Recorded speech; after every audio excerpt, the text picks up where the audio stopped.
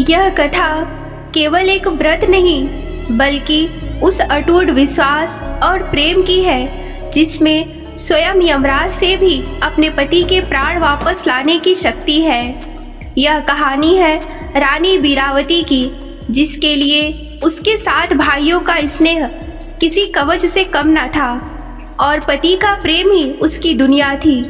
उसे क्या पता था कि सुहाग के सबसे बड़े पर्व करवा चौथ का उसका पहला ही व्रत उसकी जिंदगी की सबसे बड़ी परीक्षा बन जाएगा और उसके अटूट संकल्प की यह गाथा युगों युगों तक अमर हो जाएगी। जैसा कि हर विवाहित स्त्री करती है, वीरावती ने भी अपने पति के दीर्घायु के लिए सूर्योदय से पहले सरगी खाकर करवा चौथ का कठिन निर्जल व्रत आरंभ किया। दिन बीतता गया और शाम ढलते ढलते भूख प्यास से उसका कोमल शरीर व्याकुल हो उठा।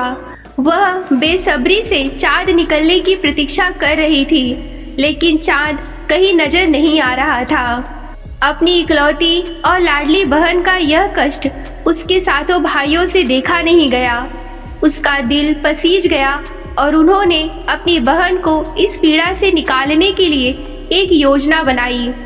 वे महल से दूर एक पीपल के पेड़ के पीछे गए, वहां आग जलाई और छलनी से पीछे उस अग्नि की रोशनी को ऐसे दिखाया कि वह बिल्कुल चांद की तरह चमकने लगा।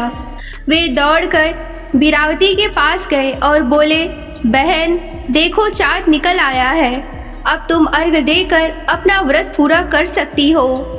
अपने भाइयों पर अटूट विश्वास करने वाली वीरावती ने उस कृत्रिम चांद को ही असली चांद समझकर अर्घ दे दिया और अपना व्रत तोड़ लिया।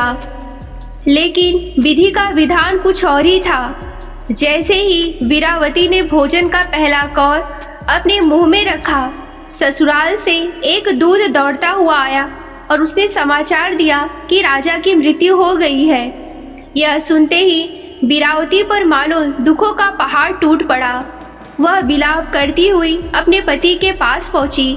उसे अपनी भूल का एहसास हो चुका था।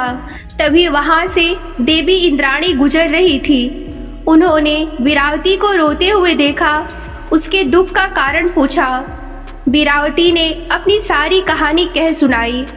तब देवी ने उसे समझाया कि यह सब तुम्हारे खंडित व्रत का परिणाम है। अब शोक मत करो। यदि तुम सच्चे मन से पश्चाताप कर पूरे 1 वर्ष तक हर महीने की चौथ का व्रत करोगी और अगले करवा चौथ पर पूरे विधि विधान से उपवास रखोगी, तो चौथ माता तुम्हारी भक्ति से प्रसन्न होकर तुम्हारे पति को पुनः जीवित कर देंगी। वीरावती ने दृढ़ संकल्प लिया और देवी के बताए अनुसार पूरे साल कठोर तपस्या की तरह हर चौथ का व्रत रखा। अंत में जब करवा चौथ का दिन आया तो उसने पूरी श्रद्धा और निष्ठा से व्रत किया। रात को जब सचमुच चांद निकला तो उसने पूरी भक्ति से अर्घ दिया और चौथ माता से अपने सुहाग की भीख मांगी।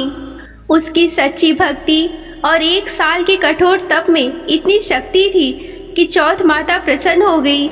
उन्होंने वीरावती के पति को फिर से जीवन दान दे दिया। जब वीरावती ने पूजा समाप्त कर पीछे मुड़कर देखा तो उसके पति जीवित होकर मुस्कुरा रहे थे। तभी से यह परंपरा बन गई कि हर सुहागिन स्त्री छलनी से पहले चांद को फिर अपने पति के मुख को देखती है।